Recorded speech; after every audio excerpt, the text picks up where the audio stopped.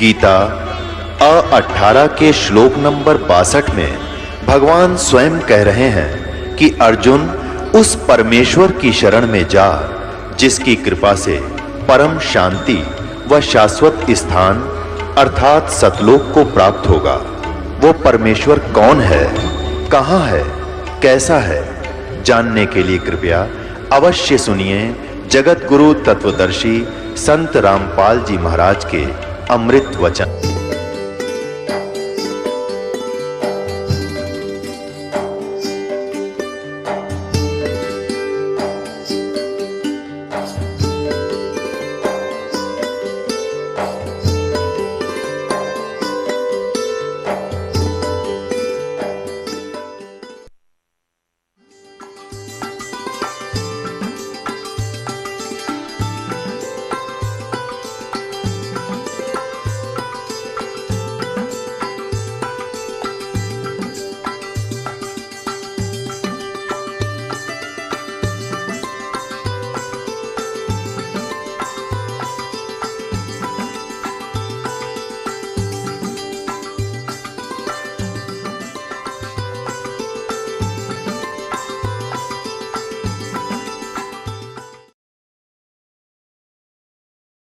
धन धन सतगुरु सत कबीर भक्त की, पीड़ मिटाने वाले भक्त की, पीड़ मिटाने वाले भक्त की, पीड़ मिटाने वाले धन धन सतगुरु सत कबीर।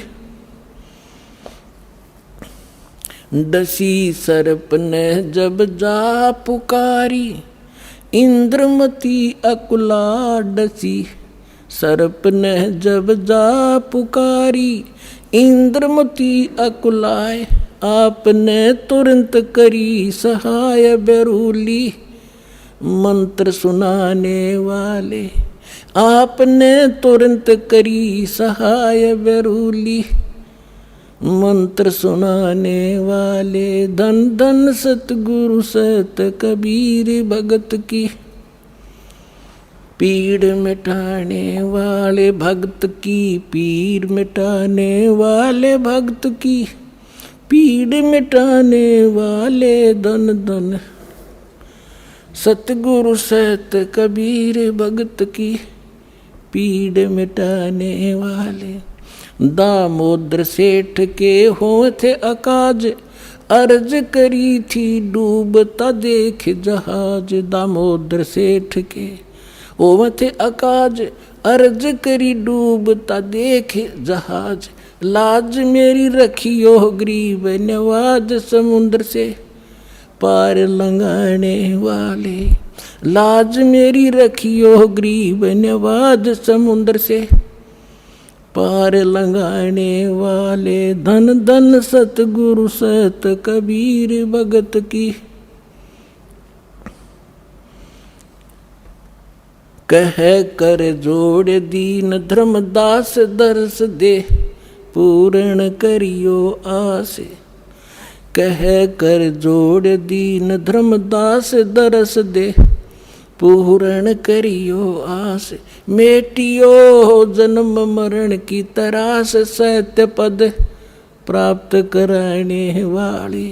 मेटियो जन्म मरण की तरास, सत्य पद प्राप्त कराने वाले। धन धन सतगुरु सत कबीर भगत की, पीड़ मिटाने वाले भक्त की, पीड़ मिटाने वाले भक्त की, पीड़ मिटाने वाले। धन धन सतगुरु सत कबीर भगत की, कह कर जोड़ दीन धर्मदास दरस दे, पूर्ण करियो आस। कह कर जोड़ दीन धर्मदास दरस दे, पूर्ण करियो आस। मेटियो जन्म मरण की तरास, सत्य पद प्राप्त कराने वाले। मेटियो जन्म मरण की तरास, सत्य पद प्राप्त कराने वाले, धन धन सतगुरु सत कबीर भगत की पीड़ मिटाने वाले। एक समय बनारस के अंदर, काशी के अंदर एक दामोदर नाम के बहुत बड़े व्यापारी रहा करते थे, बिजनेसमैन। उनका अपना एक पोत था, समुद्री जहाज था, और उसके साथ वो व्यापार करने के लिए समुद्र मार्ग से दूसरी स्टेटों में जाया करते थे। उसके साथ और भी उसी शहर के आसपास के काफ़ी अन्य बनिए लोग भी साथ जाते थे उसके जहाज में किराए पर, और अपना सौदा लाया करते थे।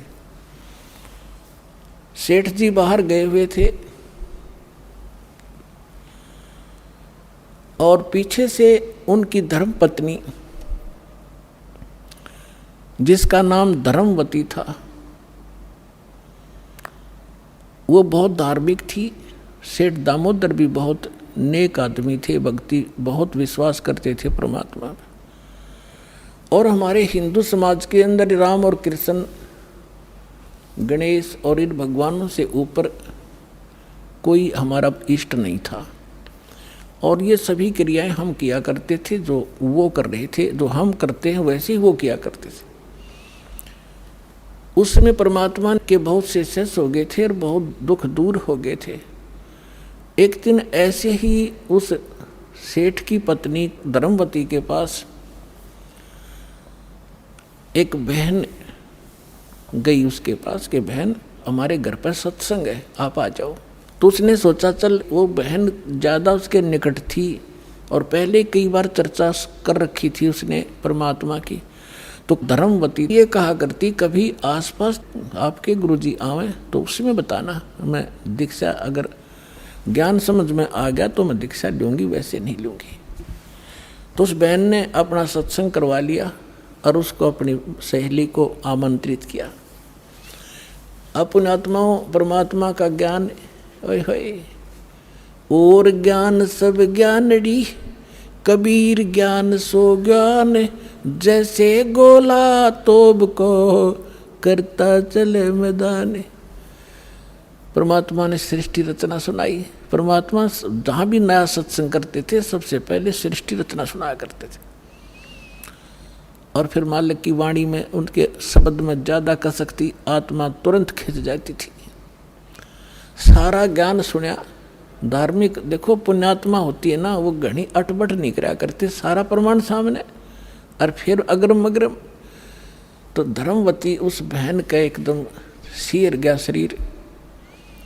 जब सत्संग परमात्मा ने कर लिया 2 घंटे और बैठ के 10-20 भगत थे, अपनी अपनी कहन लगे। तब उसने, परमात्मा ने कहा बेटा दीक्षा लेगी। वो कहने लगी महाराज मेरी आत्मा तो मानना है, मैं दीक्षा लूँ आपकी, मुझे ज्ञान पूर्ण रूप से समझ में आ गया। कुछ तो उस बहन ने कई बार सुना रखा था, और फिर परमात्मा ने फिर उसको सही सुचारू कर दिया। पर भगवान है तो एक समस्या है मेरे सामने। तो परमेश्वर कबीर जी ने कहा बोल बेटा क्या शंका है वो बता मुझे। कि यूँ कहा करें, यूँ सुना है मैंने कि जोड़े में नाम लेना चाहिए। मेरा पति गया हुआ प्रदेश में धन कमाने के लिए, और वो आ लेगा तब नाम लूँगी, लेकिन मैं अब मुझे ऐसा लग रहा है कि मैं इस घर से बाहर कदम रखूँगी आपकी झोंपड़ी इस स्थान तक, कि मेरी मृत्यु ना हो जाए। आज मुझे आपके सत्संग से एक एक पल भारी हो गया कि ये जीवन नाश हो रहा है मेरा, तो मैं नाम कैसे लूँ। परमात्मा बोले बेटा ये भ्रम जो इन मूर्खों का पैदा किया हुआ है, तुम एक दिन जन्मे नहीं, एक दिन मृत्यु नहीं होगी। आपके पति आपसे बड़े हैं, वो पहले जन्म हुआ, आपका बाद में हुआ। फिर उसने कहा जी मैंने उनसे पूछा नहीं है, और आज तक मैंने कोई भी काम उनसे बगैर पूछे किया नहीं है, और कहीं वो मुझसे नाराज ना हो जाए, मैं पाप की भागड़ ना बन जाऊं। परमात्मा ने कहा बेटा आत्म कल्याण के मार्ग में किसी से पूछने की आवश्यकता नहीं, और सभी कामों में सलाह ले सकते हो, सभी बातों में। इसमें एक पल भी देर नहीं करनी चाहिए, कोई पाप नहीं लगे। अब वो चावे नो ठीक गुरु जी के मुख से जो शब्द सुन लियो फाइनल सच्ची है, मैं महाराज फिर दीक्षा दे दो। अब उसने नाम ले लिया। अब रोज ये मंत्र आप देख रहे हो, ये मंत्र दिया करते दाता सबसे पहले, केवल बीच बीच के 5। अब हम हिंदू इनके ऊपर आरूढ़ थे ही, लेकिन वो मंत्र गलत जाप करे थे। ये मूल मंत्र हैं इनके। जैसे आपको बहुत बार बताया है, जैसे एक भैंसा होता है या ये बैल होता है, खागड़ जिसने कहे, उसने वैसे कहे जाओ भैंसा भैंसा, कतई नहीं सुने। अरे एक बार न्यू कर दिया हुर्र, वो न्यू देखेगा और भाग उसकी तरफ दौड़ना हो जाएगा। तो उसका अट्रैक्शन है, विवश है उसके उस शब्द से, वो खिंच जाता है। तो ये वो मंत्र है। और परम संत से लिए बिना ये मंत्र सूखे जाप करने तो लाभ नहीं हो। एक नियम है, उस नियम के अनुसार ही आपने चलना पड़ेगा। तो ये मंत्र दिए उसने, बात गदगद होगी, अक्सर भगवान ही न था। यही तो हम देवता पूजा करते थे। परमात्मा ने कहा बेटिया पूजा नहीं है, ये यहाँ के संरक्षक हैं और मूल पूजा तो सतगुरु की है। अब परमात्मा ने उस समय ये तत् और सत और सार, ये सार नाम ये छुपा कर रखना था। ये प्रथम मंत्र इसलिए दिया था कि इनके संसारिक काम सुलझे रहेंगे, इनको सुख होता रहेगा, इनकी भगवान में आस्था बनी रहेगी और इस मंत्र से इनका जन्म मनुष्य का होता रहेगा। इन आपको यहाँ तक लाना था, इस बिचली पीढ़ी तक। धर्मदास मेरी लाख दुहाई, ये मूल ज्ञान और मूल मंत्र की तो बाहर ना जाए। मूल ज्ञान बाहर जो पढ़ी, बिचली पीढ़ी हंस नितर ही। मूल ज्ञान तब तक छुपाई जब तक द्वादश पंथ ना मिट जाए। जब तक ये कलयुग 5505 वाला समय नहीं आना था, तब तक इसको गुप्त रखना था। सभी महापुरुषों से परमात्मा ने प्रतिज्ञा दिला दी थी। तो इस मंत्र को पाकवा तो गदगद होगी, खूब डट कर भजन करे, आत्मा बिल्कुल खुश होगी। जो भूत प्रेत की बाधाएं थी थोड़ी बहुत सब के घर में बढ़ रहेंगे, वो भाग भूगे, उड़गी सी काया होगी। अब क्या हुआ, सेठ जी आए 1 महीने के बाद में। अब वो बुद्धिमान बहुत थी, उसने सोचा कि मेरे पति को यदि कोई थर्ड पर्सन नु बतावेगा कि तेरी पत्नी सत्संग में जाती है और रात को जाती है, क्योंकि परमात्मा अधिकतर रात को सत्संग करते थे, क्योंकि दिन में तो किसी को फुर्सत नहीं छोड़ रखी काल ने धंधे में। तो उसने सोचा कि ये कहीं इसके मन में मेरे प्रति कोई दोष ना आ जा और हमारा घर नरक बन जावे। अब क्या हुआ, जिस दिन वो सेठ वापस आया उसी दिन सत्संग था भगवान का और किसी के आसपास ही। तो उसने सोचा कि अपने पति को मैं पहले बता दूं सारी कहानी, और ये ऐसा व्यक्ति है अगर मेरी बात को ये मान लेगा तो फिर ये किसी की नहीं सुनेगा। तो जब वो खाना खाने लगा, खाना खिलाते समय उसकी पत्नी ने कहा जी मेरे से गलती बन गई और मुझे अक्षमा करना, करोगे, माफ़ करना। तो वो कहने लगा कि मैं अपनी पत्नी पर विश्वास करता हूँ, मेरी पत्नी ऐसी गलती नहीं कर सकती जो अक्षम्य ना हो।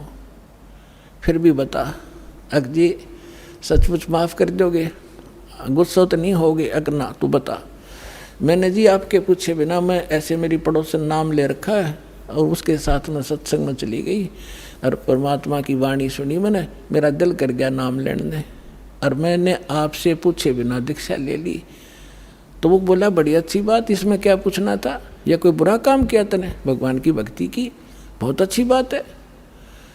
उसका उल्गा सा हृदय हो गया, अके भगवान बड़ी दया करी दाता, ये तो बिल्कुल सरल देसी बन गया। फिर उसने एक और पॉइंट सोचा कि एक बार इसको वो सत्संग स्थल दिखा दूं जहां हम जाते और आते हैं, ताकि लोग इसको भ्रमित ना कर दें तेरी पत्नी रात में भी जाती है, तो यो आदमी का जल्दी सी सेट नहीं होया करे। और उस दिन सत्संग भी था। तो उसने कहा जी ऐसा है, गुरु जी का आज सत्संग है वहाँ पर, और मेरी साथ की सारी सहेली चली गई, मैं आपके भोजन पानी में लग गई और देर होगी और ना गई तो गुरु जी के दिन नाराज हो जा, आप मेरे साथ चल पड़ो। तो वो कहने लगा देखो मैं थका हुआ हूँ, दूर से आया हूँ, आप जाओ। और नो बोली आप मैं जाऊँ कैसे, रात का काम कोई साथ नहीं मेरे। तो कहने लगा मैं चल पड़ूंगा और जाते मुझे नींद आवेगी, बता मैं क्या सत्संग सुनूंगा। उसने पता था कि एक बार यूँ चल पड़ा और सत्संग सुन लिया तो आली नींद इसने। तो वो कहने लगी आप यूँ करियो, पीछे से बैठ जियो, नींद आ जाए तो सो जाइयो, गुरुजी कुछ ना कहा करें। तो उसने सोचा चल फिर तो कोई बात नहीं। वो दोनों पति पत्नी आ गए। अब बैठ गई पाछे ने, वो बैठ गया पीछे ने, भगतनी बैठ गई भगतमतियों में। परमात्मा ने वह सृष्टि रचना फिर सुनाई। वो तो जाने थे चोट ने सामने मारना। अब लाला जी ने किसी नींद आवे थी, उसका कलेजा फट गया, थर थर का पैगात सारा, और नौके सोके सुने ज्ञान कड़ी कसूती तरह। अब सारा ज्ञान सुन लिया। जब अपनी उसकी पत्नी आई, जी नींद तो नहीं आई? कि नींद करे मेरे तो बेचैनी होगी, काहे की नींद आवे थी? एक न्यू पूछ ले गुरुजी ते मुझे नाम दे देंगे। तो उसने जाके कहा महाराज जी भगत जी आए हैं और यूँ कहे दीक्षा मिल जाएगी। कहा बेटा बोला। तब उसने क्या बोली, कहा जा नाम देंगे आपको। सेठ जी जाकर बैठ गया पास में, कहने लगा भाई सुन ले लाला जी। परमात्मा बोले देखो सेठ जी आप हो इन देवताओं के गणे पुजारी, और परमात्मा का नाम लेने के बाद आन उपासना नहीं करनी होगी। वो कहते हैं 100 वर्ष सतगुरु की पूजा, एक दिन आन उपासी और वो अपराधी आत्मा फिर पड़े काल की फांसी। 100 वर्ष गुरु की अनुसार साधना कर ली, सतगुरु के अनुसार, एक दिन भी आन उपासना कर ली ना किसी देवी देवता की, पिछली सारा भट्ठा बैठ जाएगा तेरा। तो वो लाला जी बोला सेठ दामोदर, कहने लगे महाराज जी मैं बाणिया हूँ और सौदा करना खूब जानता हूँ, मैंने सारा कुछ सुन लिया और सब कुछ देख लिया। आज मैंने सारे कथा सुन रखी खूब बड़ी बड़ी, जो ज्ञान आपने दिया इस पृथ्वी पर नहीं, और मैं जो वचन कराया करूँ दाता और पक्का करता हूँ, आप मेरे गुरु मैं आपका चेला। फिर कहा कि भाई देख मैं दानक और तू लाला जी, कल न तेरी बरादरी वाले भी तुझे धिक्कारेंगे। ने बोला जी मुझे नाम दो और आप साथ रहियो दास के, जो होगा सो देखी जाएगी, मुझे दीक्षा दो। और परमात्मा ने कहा कि और उपासना नहीं करोगे फिर किसी देवी देवता की, नहीं तो नुकसान हो जाएगा। लेकर नाम और परमात्मा का हाथ से चित्र बनाया करते थे, वहाँ जब का हाथ से बनाया करते थे, सब जगह मिला करते थे। वो फोटो ले गया, जो विधि बताई थी विधान वो शुरू कर दिया आपने। फिर कुछ दिन के बाद वो कई दिन सत्संग सुने, फिर व्यापार में जाना था तो सभी वो दूसरे व्यापारी भी साथ थे। अब उसने क्या किया, उस जहाज के अंदर उसने अपना एक कक्ष बना रखा था जिसमें सारे देवी देवताओं के फोटो थे, और वहीं अपना घंटी बजाया करता, बैठ कर आरती करा करता, जय गणेश देवा माता थारी पार्वती, ये सारी कथा सारी आरती करा करता। अब उसने क्या किया, जाके पहले सारी मूर्ति उठाई और समुद्र में जहाज उठाए, समुद्र में जल प्रवाह कर दी, और एक फोटो परमात्मा कबीर जी का लगा लिया। अब दूसरे जो थे वो लाला जी, उन्हें देखा रहे दामोदर ये देवी देवताओं के फोटो कहाँ गए। तो उसने बताया भाई मैंने दीक्षा ले ली गुरुजी से, और गुरुजी का जो सतगुरु की पूजा करते हैं ना, वो देवी देवताओं की पूजा नहीं करनी होती, इसलिए मैंने वो आदर के साथ जल प्रवाह कर दिया। तो वो सारे कहने लगे रहे तू भट्ठा बैठावेगा, तेरा नाश हो जाएगा। क्या है ये कबीर, ये धानक एक जुलाहा, इसकी कड़ फंटी में आ गया तू, कहाँ बातों में आ गया, तेने देवता छोड़ दिए, रामकृष्ण जैसे बलवान भगवान छोड़ दिए, देखना तेरा क्या होगा। वो बोले भाई कुछ भी हो मेरे साथ, आप अपनी क्रिया करो, मैं आपको ना कहता, आप मेरे पीछे क्यों पड़ गए, मैं अपनी करूँगा आप अपनी करो। अब उस दिन उसके बाद उसको कबीर कहने लगे कि यूँ आ गया कबीर, दामोदर कहना छोड़ दिया। ने बोला भाई कुछ भी कहो, थारी भी जी पवित्र है, भगवान का नाम लेते। ठीक है मुझे मालूम है तुम किस विषय से कह रहे हो, कोई बात नहीं। अब वो चले गए और सब अपना माल लाद के बच्चों समेत जा रहे थे कुछ तो, क्योंकि 3-3 4-4 महीने वापस आया करते थे। जब वापस आ रहे थे पूरा माल लाद के, और बीच में जब आ लिए समुद्र के, एक भयंकर साइक्लोन उठा, तूफान, समुद्री तूफान 30-40 फुट ऊंचा होकर और इतनी 200 किलोमीटर प्रति घंटा की स्पीड से चला करता, जहाज का तब निशान भी ना पाओ उसमें कित पड़ा है। और देख लिया उनने भी, क्योंकि छोटे मोटे तूफान कई बार ऐसे होते थे, उनको पता था ऐसी स्थिति बहुत भयंकर होती है। उन्होंने देखा तूफान उठ गया भाई, शाम का समय था, बिल्कुल सूर्यास्त होने वाला था। अब इतना भयंकर तूफान उठा, उन्होंने देखा कि वो तब हो गया, काम बिगड़ गया। और तो थोड़ी बहुत तूफान दूर था, समुद्र में हलचल पहले शुरू होगी और जहाज डगमग करने लगा जो बुरी तरह। अब सारे अपने अपने देवता ने याद करें, कोई राम ने, कोई कृष्ण ने, जो भी जिसका इष्ट था। और दामोदर शांत बैठा। अब सब घबरा रहे थे, घिघी बंदगी, बच्चे मरे, सारी संपत्ति का नाश हुआ था। तो वो कहने लगे, दामोदर आप क्यों नहीं अर्ज करते अपने गुरुजी से कि मैं क्या करूँगा, मेरा गुरुजी तो गरीब सा व्यक्ति है, मेरे भगवान, और आपके इसे ताकतवर भगवान जी ने पहाड़ तक ठा लिए, आप बच्चों की मैं बच जाऊँगा, आप कर लो अपनी अर्ज।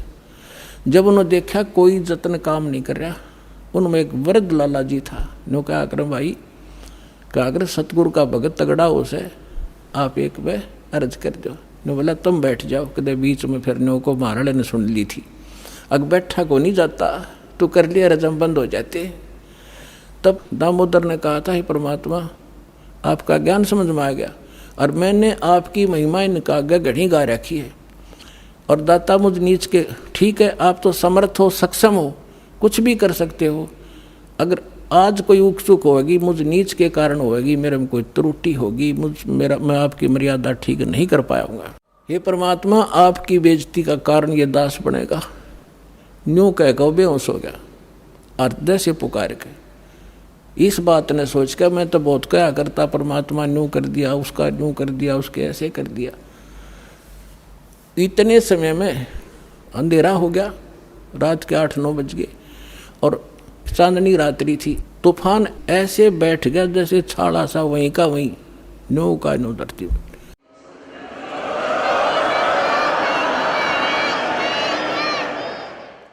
और समुद्र के जल में जरा सी भी हलचल नहीं।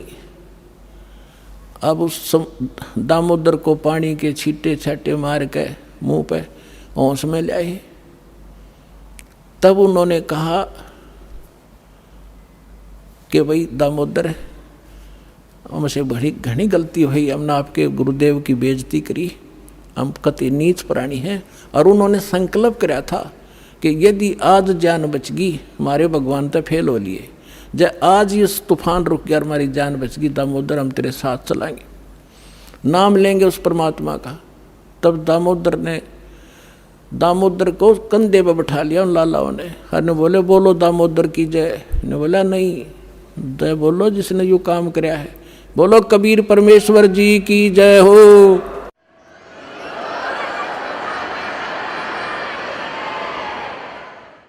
अब उधर से परमात्मा उसी दिन रात्रि में सत्संग कर रहे थे 7-8 बजे सी, और सर्दियों का मौसम था।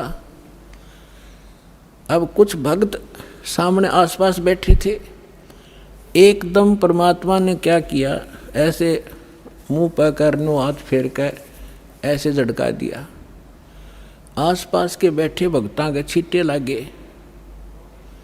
उन्होंने सोचा भाई पसीने कैसे आ गए सर्दी में, गुरुजी आपके पसीने आ गए? तो पर वो बोले ना भाई पसीने को नहीं आए।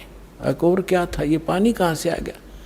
कि मेरे भगत का जहाज डूबा था, दामोदर सेठ नहीं था, भी नाम लेके गया था। हाँ जी, उसका जहाज डूबा था भाई, अब वो उसने बचा कर आया हूँ मैं। अब वो भगत सोच रहे थे अब भाई, अब क्योंकि हम भक्ति अवश्य करते हैं लेकिन विश्वास दृढ़ नहीं होता।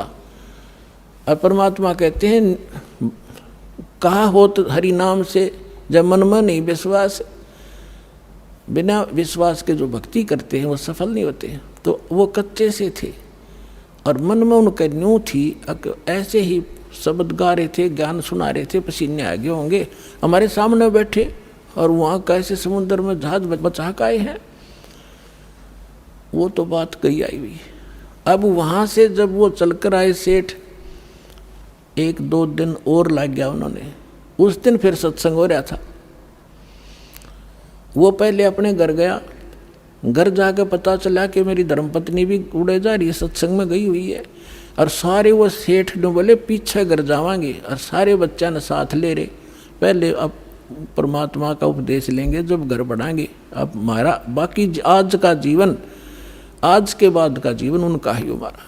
और सारे वहाँ चलेंगे, सीधे वहाँ 15-20 लाला जी और उनका परिवार। अब क्या हुआ, अब उधर सत्संग चल रहा था, वही भक्त मिले जुले से वो आया करते उस क्षेत्र में, तो सारे वही बैठे। और पीछे थे क्या हुआ, वो सारे के सारे जाकर बाहर खड़े हो कहने जय हो पाबंदी छोड़ कबीर साहब की, जय हो भगवान कबीर साहब की। परमात्मा बोले रे बाहर कौन शोर कर रहा, पता करके आइयो। अब जो ही वो बाहर गए भक्त पता करने आंगन से बाहर, तो उन्होंने देखा दामोदर को, वो सब जाने थे क्योंकि वो आते जाते थे सत्संग में। तो उन्होंने आकर बताया जी दामोदर सेठ आ रहा है और उसके साथ और कई लाला जी हैं, सेठ हैं, और आपका दर्शन करना चाहते हैं। बोला बुला लो भाई, क्या बात होगी। वो सारे आगे चरणा में अपने दंडोत प्रणाम करें, हे भगवान आपने दया कर दी, हमारे जीवन रक्षा कर दी। परमात्मा हमसे बहुत भूल हुई, हमने बहुत गलती की, आपके भक्त को बहुत सताया, टॉर्चर किया, इसको माफ़ करो हम अपराधियों को। भगवान आपने हमारी जान बचा दी, हमारा जहाज डूबता आपने बचा दिया। परमात्मा बोले क्या कह रहे हो भाई। और परमात्मा चाहते थे जिनका मन में शंका थी, वो उनका भ्रम निवारण करने के लिए एक सच बताओ, सारी कहानी क्या हुआ था कि भगवान ऐसे ऐसे हो गया था। हमने अपने सारे जंतर मंतर कर लिए थे, कोई राहत नहीं मिली। फिर हमने आपके भगत आराध करी थी, इसने आपको पुकारा के मंत्र पढ़ा यू दाने, यो बेहोश हो गया आपको पुकार करके। तब कहा बेटा मैं ही वहाँ पहुँचा था और आपकी रक्षा करी थी, और आपका अब सौभाग्य है कि आपको इस संकट आपके लिए वरदान से दोगा कि आपके समझ में आ गई और आप यहाँ आगे दीक्षा लो और अपना कल्याण कराओ। सभी ने नाम लिया, उनका कल्याण हुआ। बोलो सतगुरुदेव।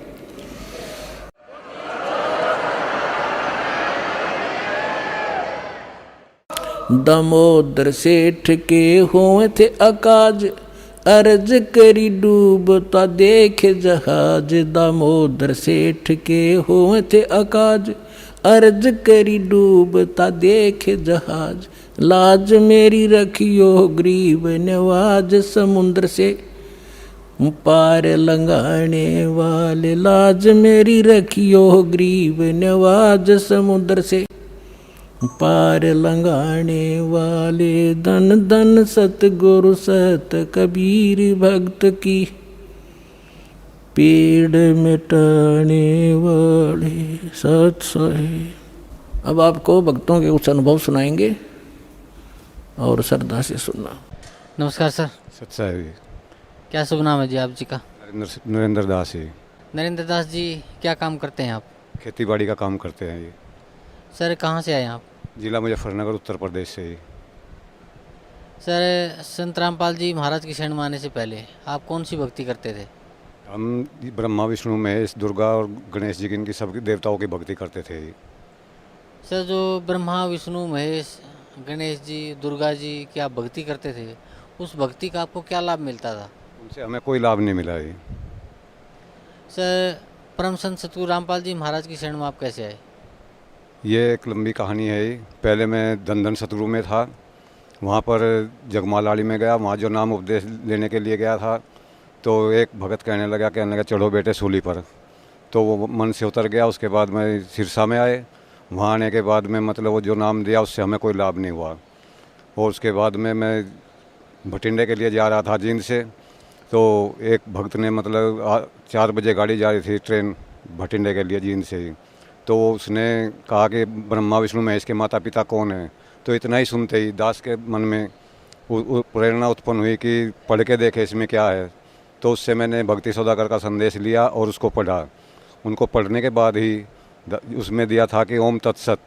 तो यही अपने को मतलब एक चाह थी कि ओम तत्सत क्या चीज़ है, ये इसमें क्या शब्द है, ये क्या है।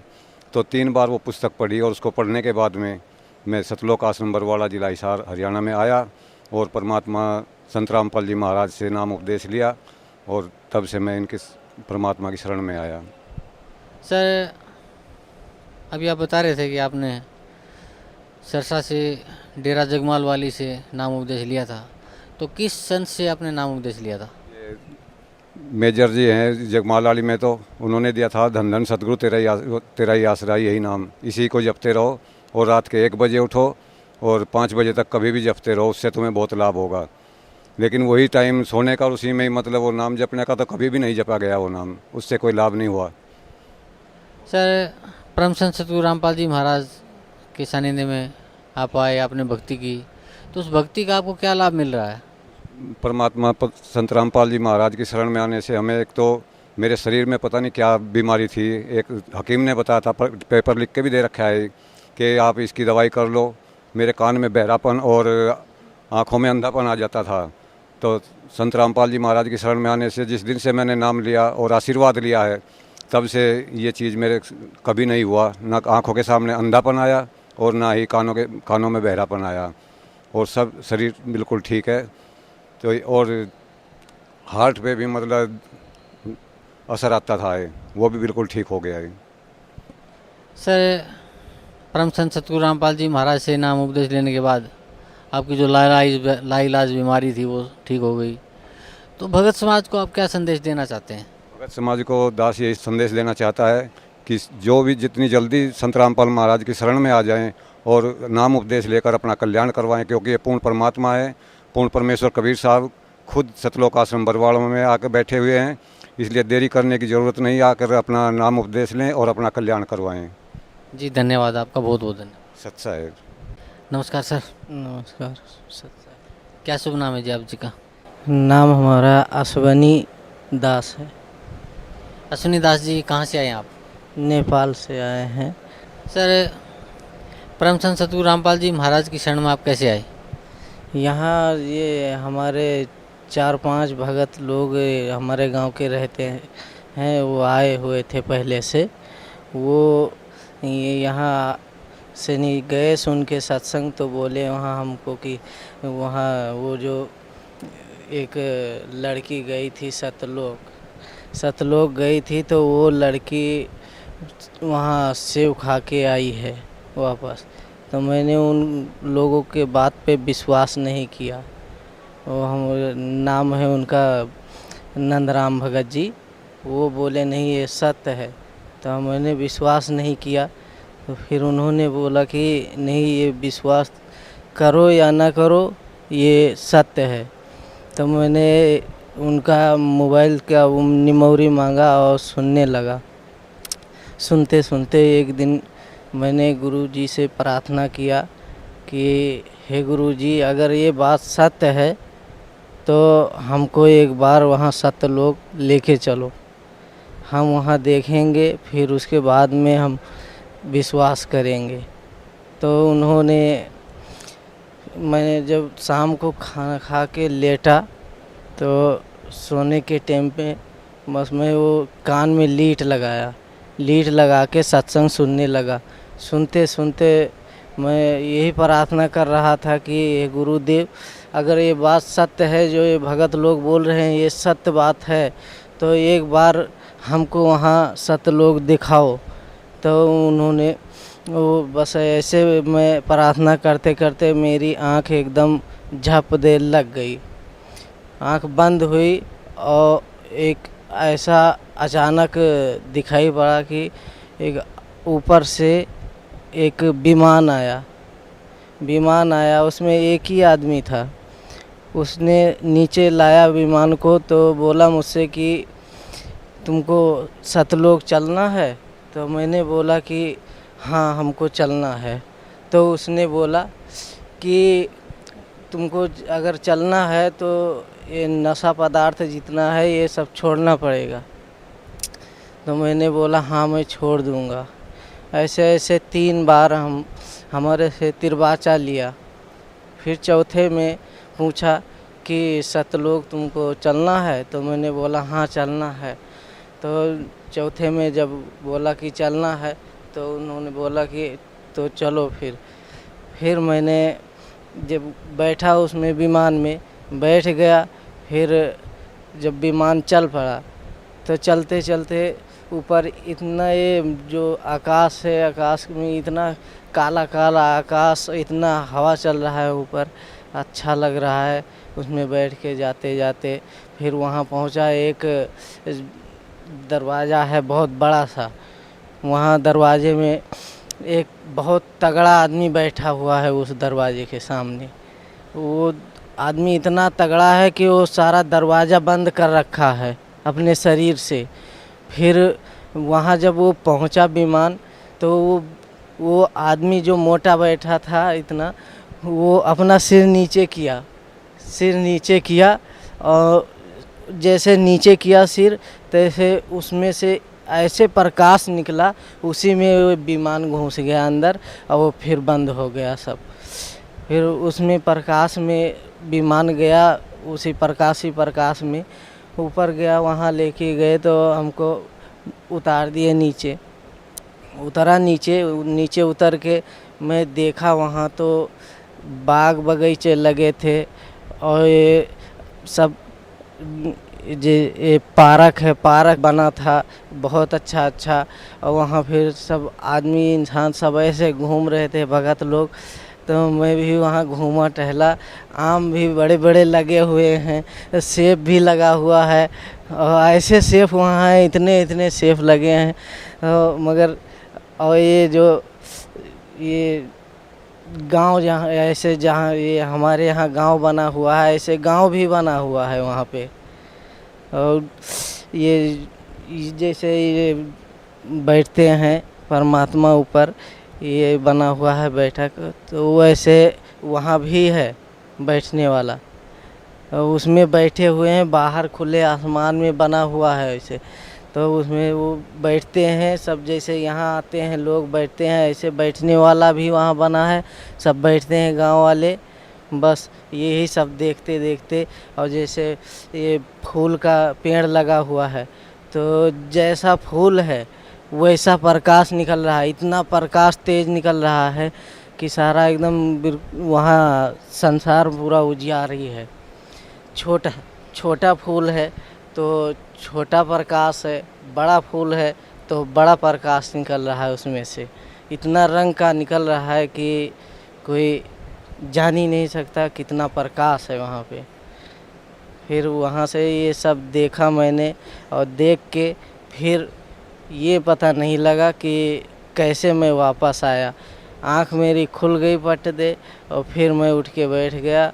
और सुबह जब उठा मैंने तो सब भक्तों से नहीं बताया अपने गांव के। ये हमारे फूफा जी हैं शीतला प्रसाद भगत, और ये नंदराम जी भगत हैं, और जुगुल भगत हैं, बसंत भगत हैं। इनको सबको मैं बताया तो इन्होंने बोला कि तुम्हारा बहुत बड़ा भाग्य है जो ऐसे देख के आए, बिना नाम दान लिए बिना आपको लेके गए, वहाँ दर्शन कराए। और फिर उसी दिन से नहीं मैंने विश्वास कर लिया कि हाँ ये सच है। तो ऐसे करते करते फिर मैं तैयार हुआ यहाँ आने के लिए तैयार हुआ तो बारिश बहुत तगड़ा होने लगा। फिर मैं नहीं आ पाया।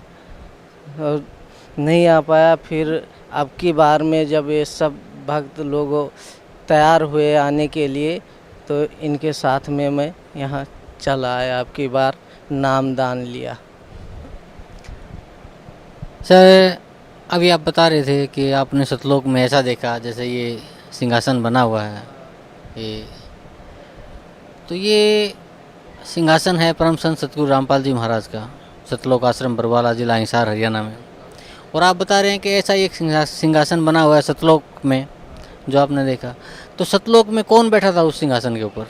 वो सिंहासन पे तो ये जो कबीर साहब हैं इनके रूप में बैठे थे वहाँ ऊपर। इनके जो बाल हैं, इतना प्रकाश बाल से निकल रहा है, एकदम बिल्कुल उजियाला है।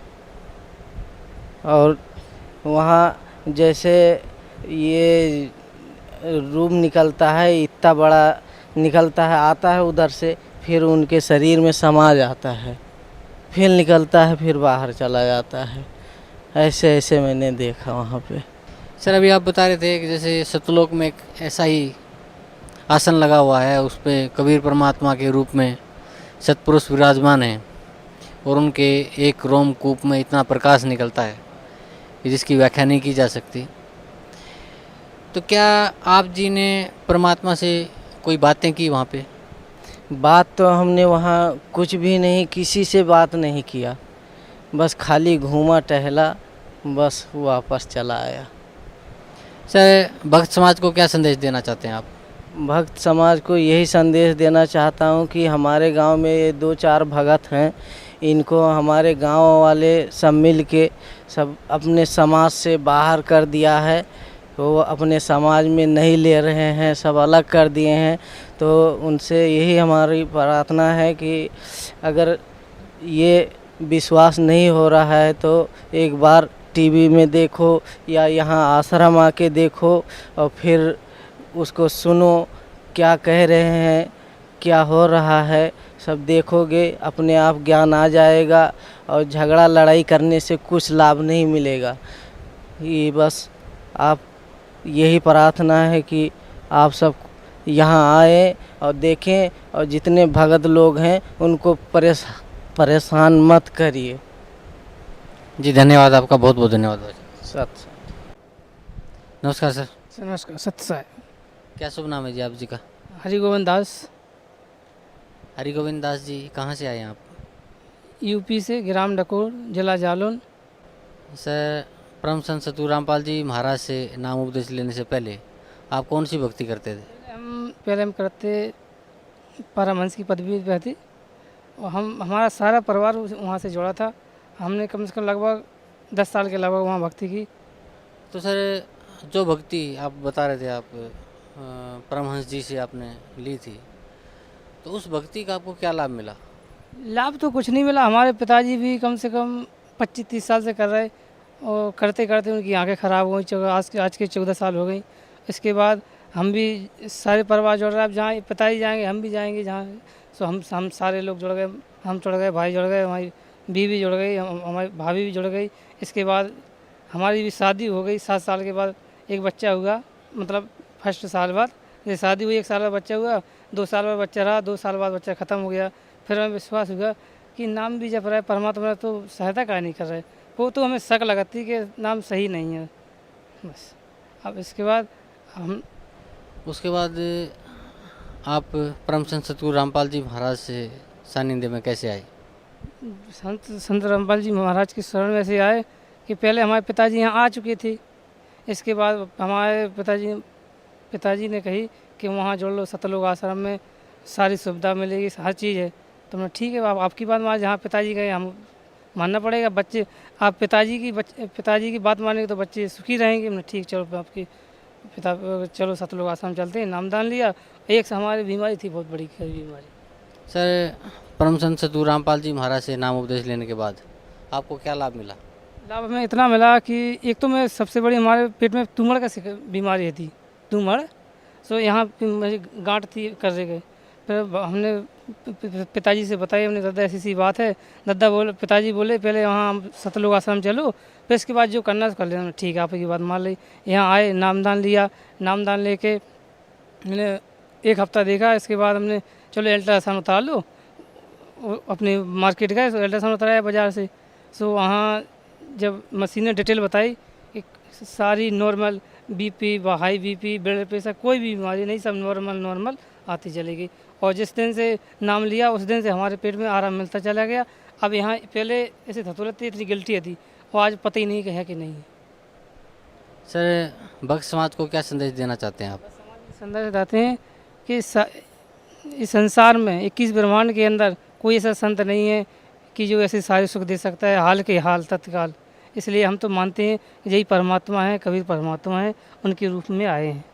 इसलिए हमारे भक्त समाज से प्रार्थना है कि सतलोक आश्रम बरवाला, जिला हिसार, हरियाणा आओ, अपना कल्याण कराओ और अपने मनुष्य जीवन बहुत अनमोल है, बारंबार ऐसा मौका मिलने वाला नहीं है। जो एक बार चूक गया फिर पता नहीं कहाँ गिरेंगे।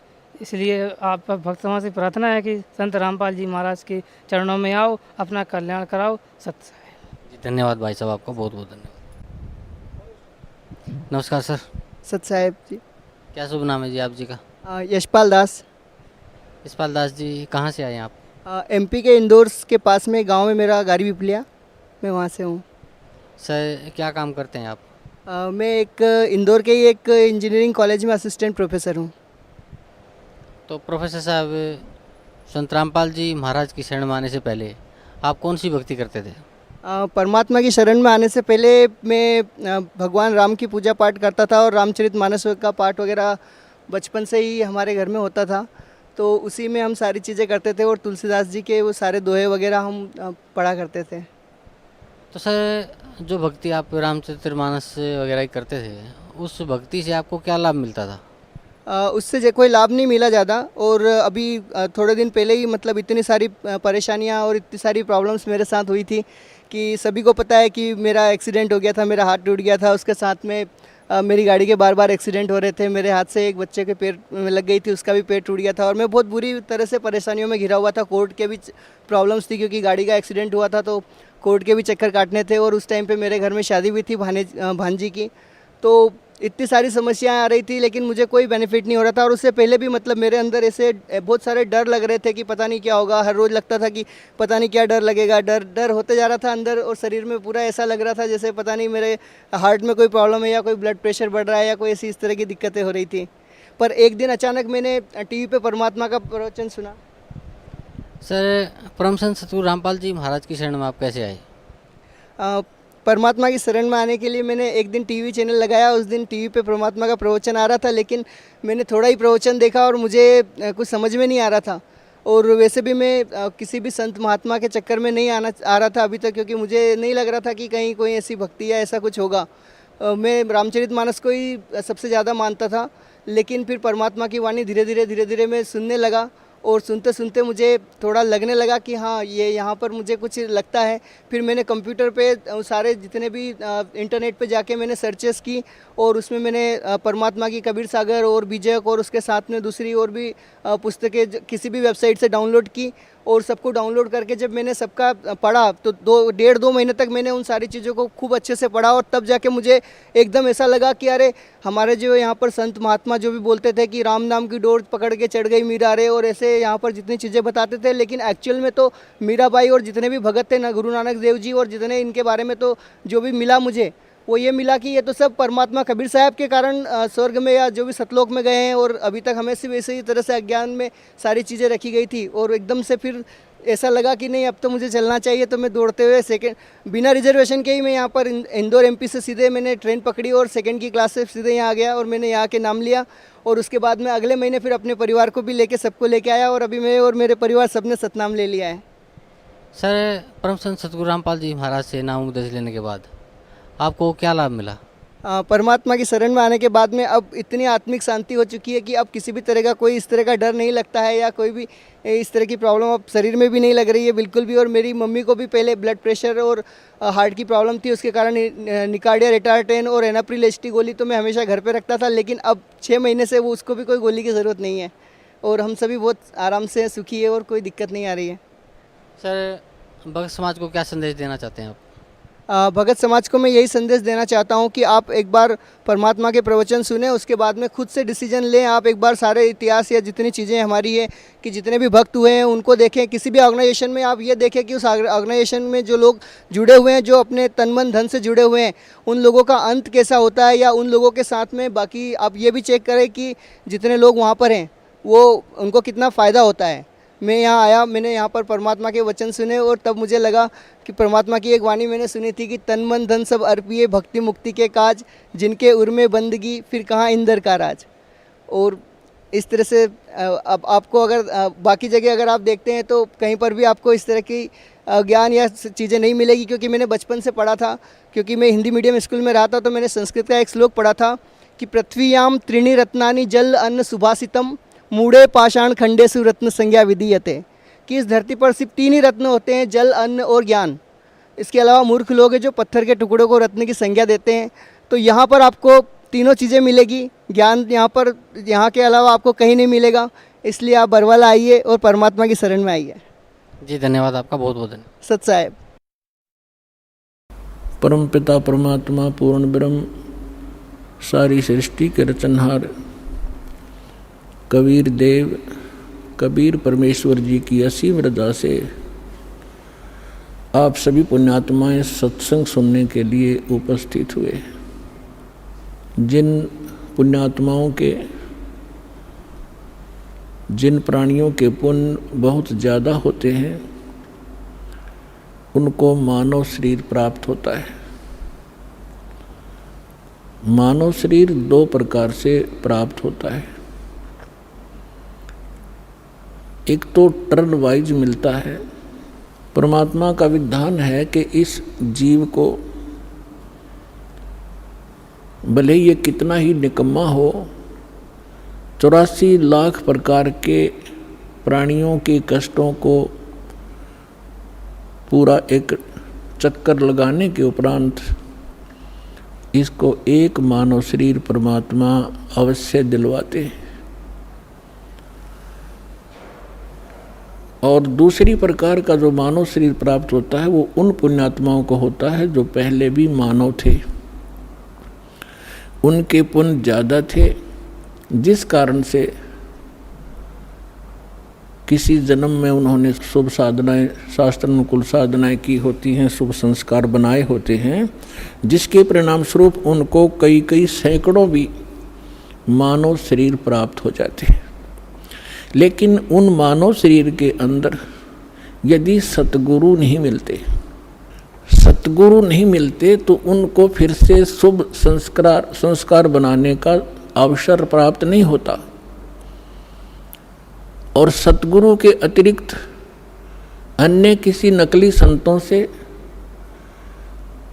ज्ञान प्राप्त करके साधना करते हैं, वो शास्त्र विरुद्ध साधना होने से यूजलेस होती है। उदाहरण के लिए श्रीमद् भगवत गीता अध्याय नंबर 16 के श्लोक 23 और 24 पर्याप्त हैं। और जब तक हम शास्त्र अनुकूल साधना नहीं करेंगे हमारे आध्यात्मिक शुभ संस्कार नहीं बन सकते। तो जिस कारण से भले ही सैकड़ों मनुष्य जीवन भी प्राप्त कर ले वो प्राणी जिसके पूर्व जन्म के किसी समय शुभ संस्कार ज़्यादा संचित हो गए और फिर वो मनुष्य शरीर प्राप्त करता हुआ आ रहा है, उसके लिए वो कौन सा समय है? अब ये समय है जो ये प्राइम टाइम है, ये बिचली पीढ़ी प्रारंभ होगी कलयुग की। इसमें परमात्मा अपने बच्चों को अपने वचनानुसार अब सबको तत्व ज्ञान से परिचित कराएगा, सतनाम सारनाम सबको प्राप्त कराएगा। जो यहाँ से निकल जाएंगे सावधानी बरत कर सत साधना करके वो तो गए, सफल हुए। और जो नहीं निकल पाए और साधना कर रहे हैं किसी भी कारण से वो फाउल हो जाते हैं और पार नहीं हो पाते हैं, तो वो भी करोड़ों और काफ़ी करोड़ों की संख्या में ऐसे हो जाते हैं। तो जो करोड़ों की संख्या में सत्साधना करते हुए और यहाँ रह जाएंगे, ये मंत्र ऐसे अनमोल और इतने कीमती हैं, इनकी थोड़ी ही साधना से बहुत ज़्यादा आध्यात्मिक एनर्जी स्टोर हो जाती है।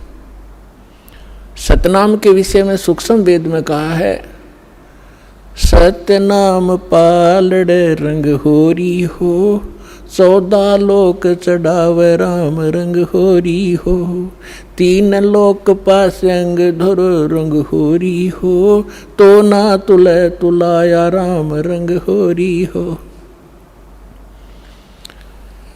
जैसे हम यहाँ के त्योहार मनाते हैं, होली मीन खुशी से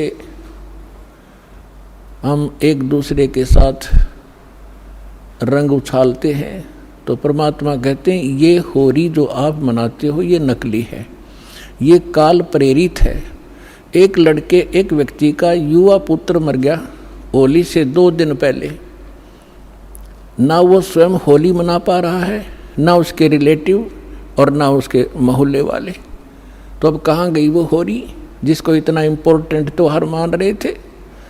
तो परमात्मा और उससे परिचित संत कहते हैं कि इस नकली सांग में, इस नकली स्थान पर आप ये नाचा गाई करते हो, आपने भांग पी रखी है, नशे में बकवाद कर रहे हो। इस भांग का नशा, काल की माया का नशा अज्ञानता में प्रेरित होकर कर रहे हो। यहाँ एक पलक में ना जाने के बिजली गिर जा, ऐसे लोक में तुम खुशी मना रहे हो। यहाँ तो जब आपको ज्ञान होगा आंखों से आंसू नहीं सूखेंगे, हम के कष्ट उठा रहे हैं और आगे क्या जुल्म होगा हमारे साथ। तो असली होरी राम नाम की होरी है। या खेलो, दिन रात खेलो, रात खेलो दिन खेलो, सुमन करो दिन रात इस राम नाम की होरी से, इस रंग को बखेरो। तो क्या कहते हैं कि सतनाम जो 2 अक्षर का मंत्र है, जिसमें एक ओम है, एक तत् है,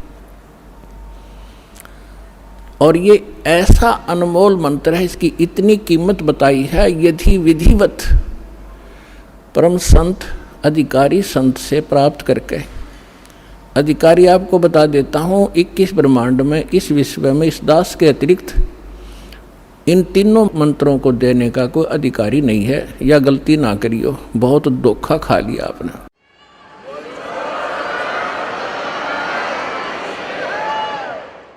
और कोई निकम्मी आत्मा इस दास से मंत्र प्राप्त करके स्वयं वो संत बनकर ये दान कर रहा है, वो महा अपराधी है भगवान का।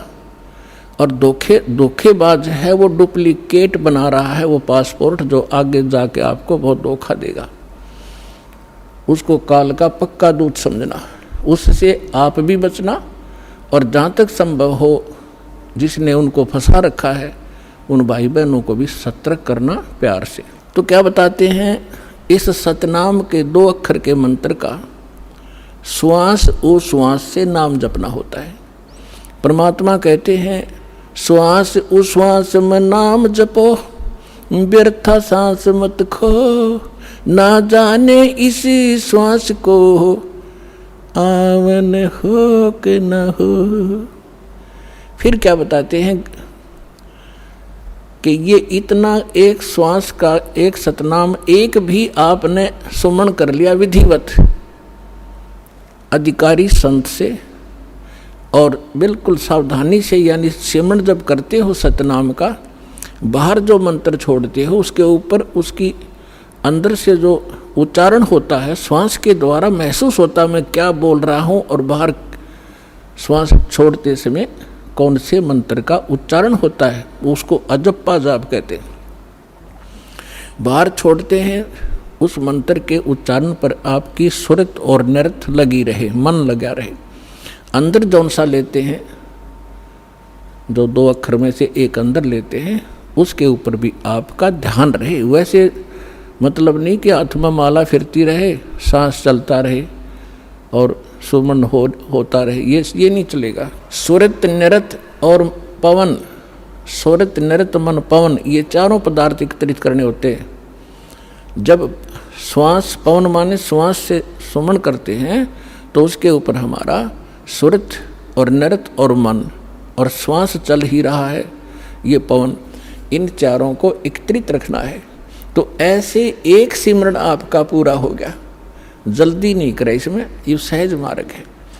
कई जल्दी के मारे मन फटाफट खींच दे मीटर सुमरन का, प्यार से करे चाहे थोड़े कर ले, उसकी कीमत होगी।